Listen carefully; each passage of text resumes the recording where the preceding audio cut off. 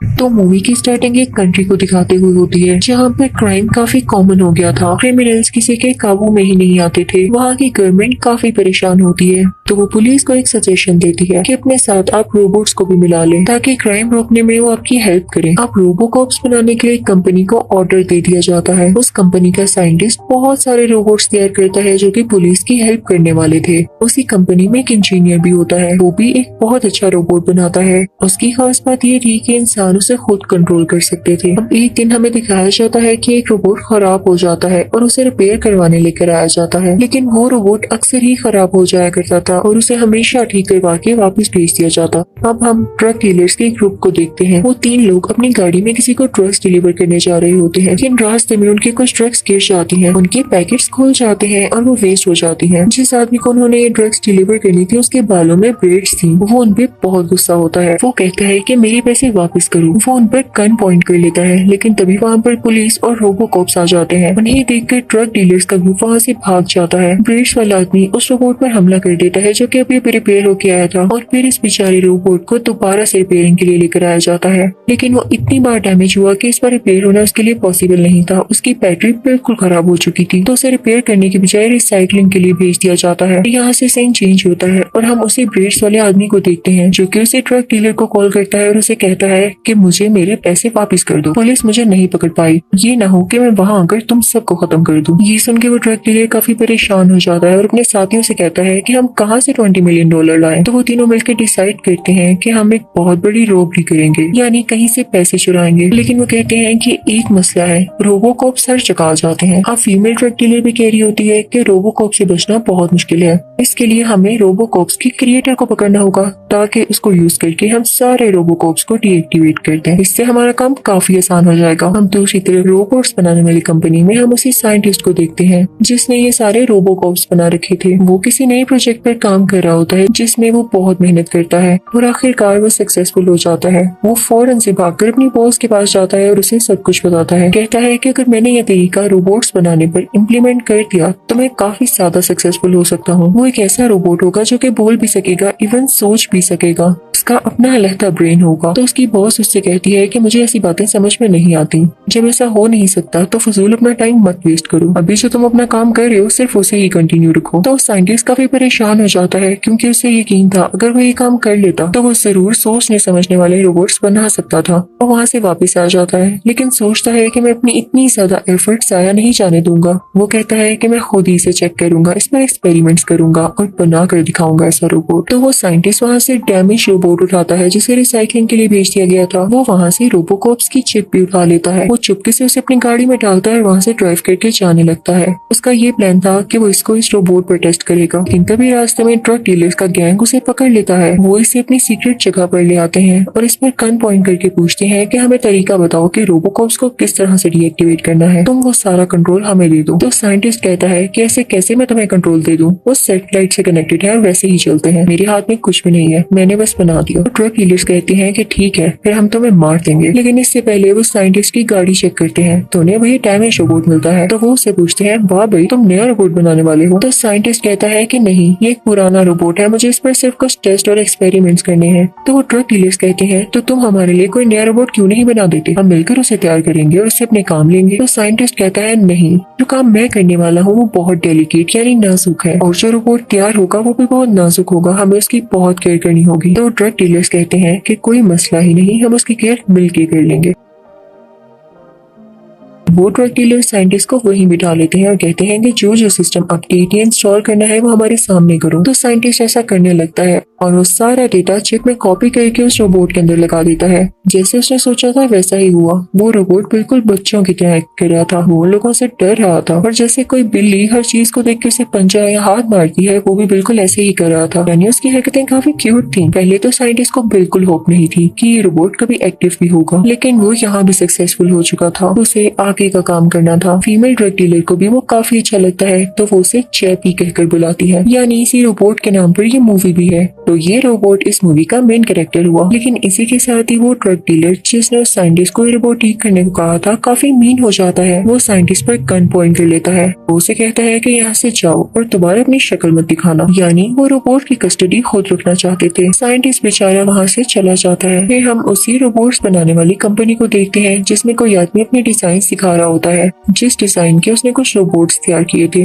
लेकिन उस कंपनी की बॉस और मेन इंजीनियर इस डिजाइन को रिजेक्ट कर देते हैं क्योंकि वो कहते हैं कि साइज में काफी बड़ा है और काफी ज्यादा एनर्जी लेने वाला है, हमारा तो इसमें बहुत एक्सपेंस हो जाएगा। अब वो साइंटिस्ट दोबारा अपनी कंपनी आ चुका था। वो और मेहनत करता है और रोबोट्स के वो डिजाइन सोचता है। फाइनली बॉस को उसके डिजाइन काफी पसंद आते हैं और वो ये ऑर्डर करती है कि इसी के डिजाइन के रोबोट्स तैयार होंगे। वो काफी खुश हो जाता है। सब उसे कांग्रेचुलेट कर रहे थे, लेकिन ये बात इंजीनियर से बर्दाश्त नहीं होती। वो कहता है कि मैं इसके बनाए गए रोबोट्स को डिस्ट्रॉय कर दूंगा, मैं सिक्योरिटी चिप को भी चुरा लूंगा। और जब वो चिप ढूंढने जाता है तो उसे चिप कहीं पर भी नहीं मिलती। जब सिस्टम में चेक करता है तो उसे पता चलता है कि ये उसी रोबोट में है जो कि रिसाइकलिंग के लिए भिजवाया गया। वो काफी हैरान हो जाता है क्योंकि ना तो वहाँ पर रोबोट होता है और ना ही चिप। दूसरी तरफ हम चैपी को देखते हैं जो कि अन्य ड्रग डीलर्स को अपनी फैमिली समझ रहा था। वो मीन ड्रग डीलर उसे काफी फाइटिंग स्किल सिखाता है ताकि वो उनके लिए चोरियां करे और उन्हें काफी ज्यादा पैसे ला कर दे। अब दूसरी तरफ कंपनी में वो इंजीनियर साइंटिस्ट के पास आता है और उसके सर पर गन रख के कहता है कि मुझे बताओ कि चिप कहाँ है, मुझे उस जगह की चाबी भी दो। तो साइंटिस्ट कहता है कि तुम्हें मेरे साथ मसला क्या है,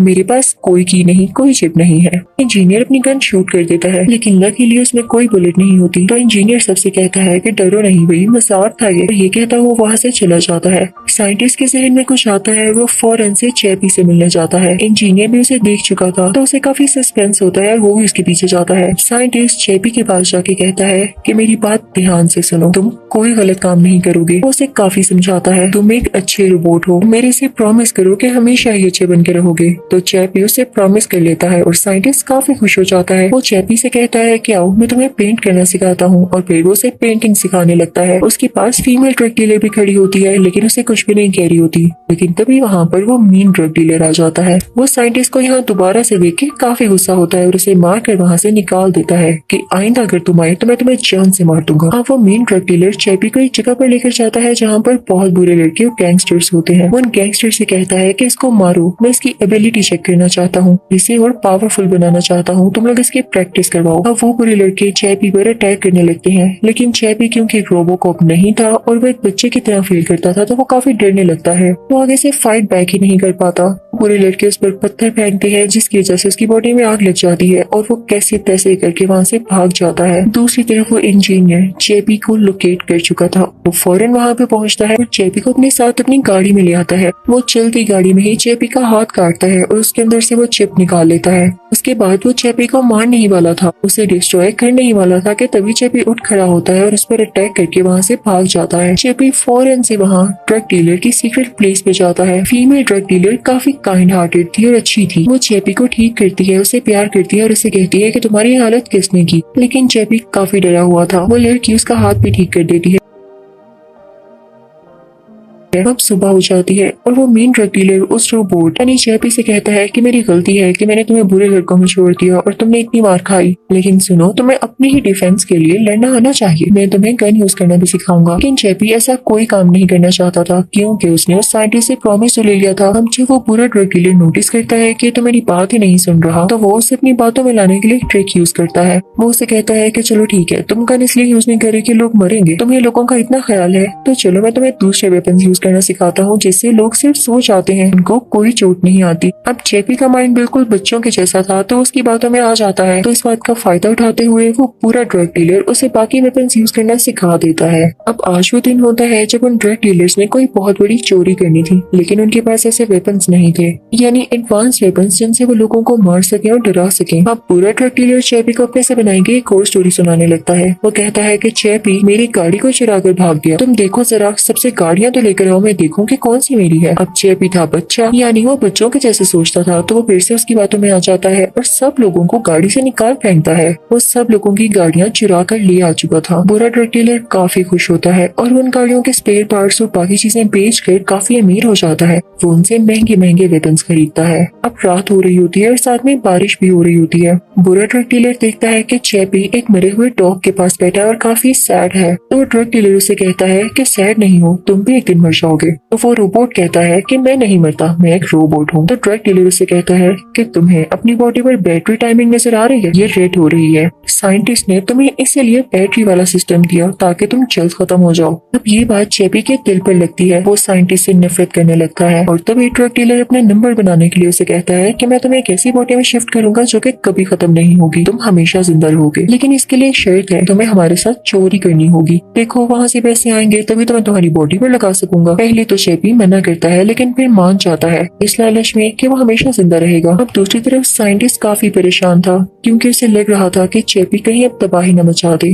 वो सोचता है कि मैं इसे समझाने जाता हूँ। तो जैसे ही वो उनकी सीक्रेट जगह पर जाता है और चेपी को बुलाता है तो चेपी उसकी बात सुन के भी उसे इग्नोर करता है और कोई रिस्पॉन्स नहीं देता क्योंकि अब उसके दिल में साइंटिस्ट के लिए नफरत आ चुकी थी। साइंटिस्ट उसके पीछे पीछे जाता है और कहता है तुम मेरी बात क्यों नहीं सुन रहे हो। तो चेपी कहता है कि मुझसे और कोई बात मत करना, तुमने मुझे ऐसी बॉडी में डाला है ना कि मैं जल्द मर जाऊं। तो साइंटिस्ट कहता है कि ऐसी बात नहीं है, तुम्हें किसने कह दिया, तुम अकेले ही रोबोट नहीं हो जिसमें बैटरी लगी है। दूसरी तरफ इंजीनियर काफी जेलस था तो सिस्टम का यूज करके साइंटिस्ट के बनाए गए सारे रोबोट्स को कोलैप्स कर देता है, यानी उनके सिस्टम क्रैश कर देता है। पूरे मुल्क के रोबोट्स अब खत्म हो चुके थे, डिस्ट्रॉय हो चुके थे। क्रिमिनल्स को खुली छुट्टी मिल गई थी, वो पूरी कंट्री में तबाही मचाने लगते हैं। इसी के साथ चेपी को भी कुछ होने लगता है, उसका भी सिस्टम क्रैश होने लगता है। लेकिन साइंटिस्ट को फौरन से पता चल जाता है, उसे लैब में लेकर आता है, उसे ठीक करता है और फौरन से उसके सिस्टम को रिबूट कर देता है ताकि डिस्ट्रॉय होने से पहले वो बच जाए। अब चेपी को होश आ जाता है और वो साइंटिस्ट के गले लग जाता है। उधर ही एक और बड़ा सा रोबोट होता है,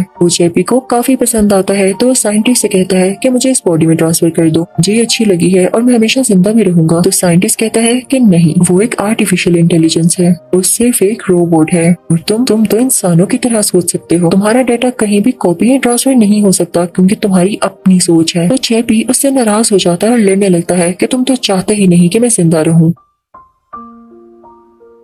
ये सब बातें वहाँ पर इंजीनियर भी सुन रहा होता है, काफी हैरान होता है कि कोई रोबोट बिल्कुल इंसानों की तरह कैसे बातें कर रहा है। चेपी वहाँ से एक न्यूरोट्रांसमीटर उठा के चला जाता है ताकि वो अपने ब्रेन की सारी मेमोरी कॉपी कर सके और वो ऐसा करने में कामयाब भी हो जाता है। लेकिन तभी वहाँ पर वो ड्रग डीलर आता है और उसे कहता है कि चोरी करने का टाइम हो गया। वो अपने वेपन सेट करने लगते हैं। चेपी भी अब बिल्कुल तैयार था। वो लोग उस जगह पर पहुंच जाते हैं जहाँ पर चोरी करनी थी। ये सारी न्यूज टीवी पर भी चल रही होती है। अब साइंटिस्ट ये देखता है कि चेपी प्रॉमिस करने के बावजूद चोरी कर रहा है तो उसे काफी बुरा लगता है। अब इंजीनियर उस साइंटिस्ट से इसलिए जेलस होता था क्योंकि उसने भी कुछ डिजाइन तैयार किए थे, लेकिन उसके डिजाइन को पहले रिजेक्ट कर दिया गया था और साइंटिस्ट के डिजाइन को एक्सेप्ट कर लिया गया। तो इससे बात बर्दाश्त नहीं होती थी। उसे तो अब मौका मिल गया था शिकायत लगाने का। वो फौरन से कंपनी के बॉस के पास जाता है और उसे कहता है कि आप देख रही हैं न्यूज में आपने उस साइंटिस्ट को मना भी किया था, लेकिन फिर भी उसने बोलने और ऐसी हरकतें करने वाला रोबोट तैयार कर लिया। वो अपनी बॉस से कहता है कि आप मेरी डिजाइन को एक बार एक्सेप्ट तो करके देखें, मैं अपने रोबोट को बहुत अच्छे से कंट्रोल करूंगा और चेपी को मार दूंगा। तो उसकी बॉस उससे कहती है कि अब ऐसे टाइम में और किया भी किया जा सकता है, दिया मैंने तुम्हें मौका। तो वो इंजीनियर फौरन से अपने रोबोट को स्टार्ट करता है और उसको कंट्रोल करने लग जाता है। वो अपने रोबोट को चेपी को मारने के लिए भेज चुका था। जब साइंटिस्ट को पता चलता है तो वो काफी वरीड होता है, फौरन चेपी के पास जाता है। लेकिन तभी वहाँ पर वो आदमी आ जाता है जिसके बालों में ब्रेड थी और वो ड्रग डीलर से अपने पैसे मांग रहा था। तब तक वहाँ पर इंजीनियर का रोबोट भी पहुंच चुका था। अब उन सब में काफी लड़ाई होने लगती है, काफी गोलियां चलने लगती हैं और इस दौरान उस फीमेल ड्रग डीलर और उस मीन ड्रग डीलर के दोस्त को गोली लग जाती है। साइंटिस्ट को भी इसी दौरान गोली लग जाती है।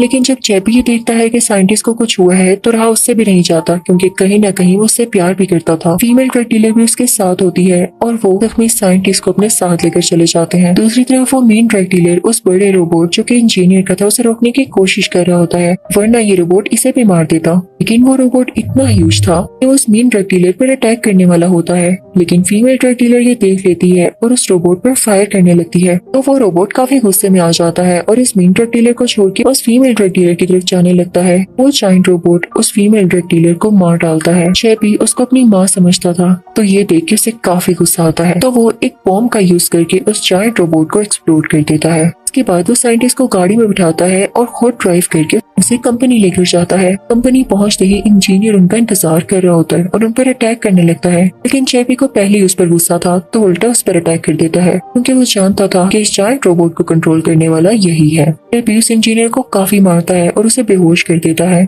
दूसरी तरफ साइंटिस्ट को होश नहीं आ रहा था। चेपी को जो समझ आता है वो करता है। वो साइंटिस्ट की बॉडी को एक रोबोट में बदल देता है। जब साइंटिस्ट को होश आता है तो उसे यकीन नहीं आता कि वो कैसे रोबोट रोबोट की बॉडी में आया तो वो जेपी से कहता है कि मैं तुम्हें भी ट्रांसफर कर देता हूँ। अब जेपी किसी और रोबोट की बॉडी में था। वो काफी खुश था। लास्ट सीन में हम देखते हैं कि उस फीमेल ड्रग डीलर को जेपी और साइंटिस्ट अपना रहे होते हैं तो जेपी उस लड़की की डेड बॉडी के पास अपना मुंह करके कहता है कि मदर आप परेशान नहीं होना, मैं आपकी बॉडी को भी एक रोबोट में ट्रांसफर कर दूंगा। और वो ऐसा ही करता है। सारा सिस्टम हैक करके एक नया रोबोट तैयार करता है और उसमें उस फीमेल ड्रग डीलर की सारी मेमोरी कॉपी करता है और अब वो फीमेल ड्रग डीलर एक रोबोट में बदल चुकी थी। और इसी के साथ ये मूवी यही एंड हो जाती है। Thank you for watching.